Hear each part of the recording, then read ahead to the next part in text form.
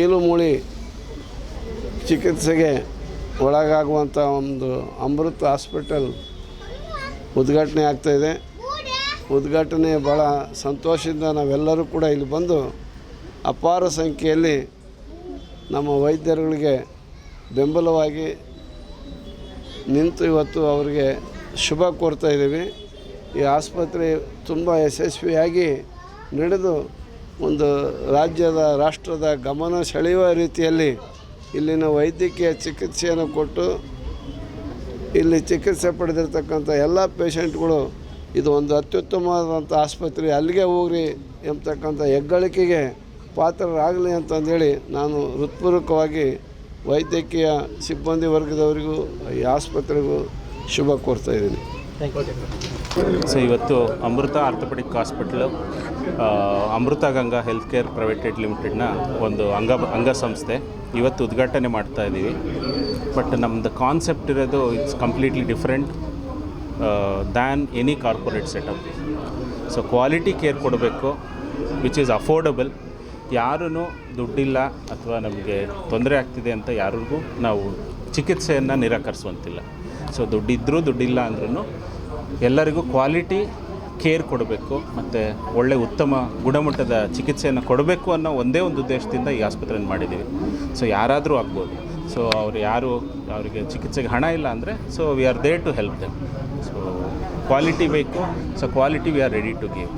ಅದೊಂದೇ ಉದ್ದೇಶದಿಂದ ನಾವು ಈ ಆಸ್ಪತ್ರೆನ, ಅದು ಕಂಪ್ಲೀಟ್ಲಿ ಆರ್ಥೋಪೆಡಿಕ್ ಸ್ಪೆಷಲೈಸ್ಡ್ ಆಸ್ಪತ್ರೆ ಆಗಿರೋದ್ರಿಂದ ಸೊ ನಿಮ್ಮ ಆರ್ಥೋ ಮತ್ತು ಸಂಬಂಧಿತ ಎಲ್ಲ ಚಿಕಿತ್ಸೆಗಳಿಗೂ ನಮ್ಮಲ್ಲಿ ಉತ್ತಮವಾದ, ಸೊ ನಮಗೆ ಮತ್ತು ನಮ್ಮ ಎಲ್ಲ ವೈದ್ಯರಿಗೂ 10ರಿಂದ 15 ವರ್ಷ ಎಕ್ಸ್ಪೀರಿಯೆನ್ಸ್ ಇರುತ್ತೆ.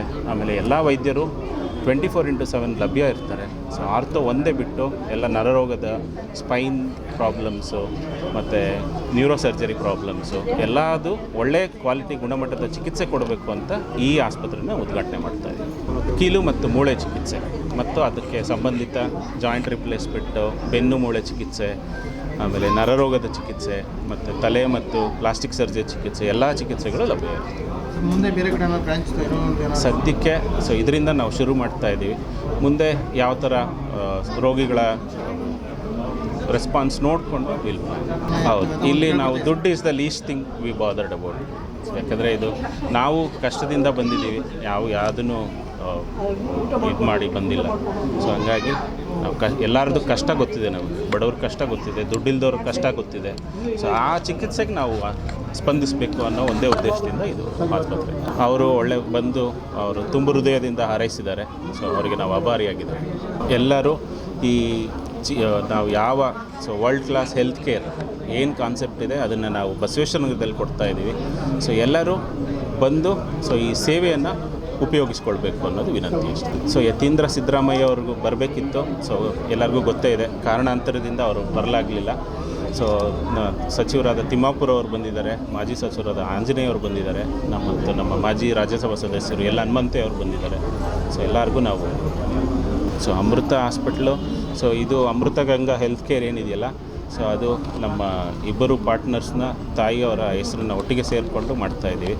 ಇನ್ನೊಂದು ನಮ್ಮ ತಂದೆಯವರು ಹುಟ್ಟು ಹೋರಾಟಗಾರರು, ಅವರು ಕೆಂಪಯ್ಯ ಅವರು ಮುಂಚೆಯಿಂದನೂ ಭಾಳ ಹೆಸರು ಮಾಡಿರೋರು.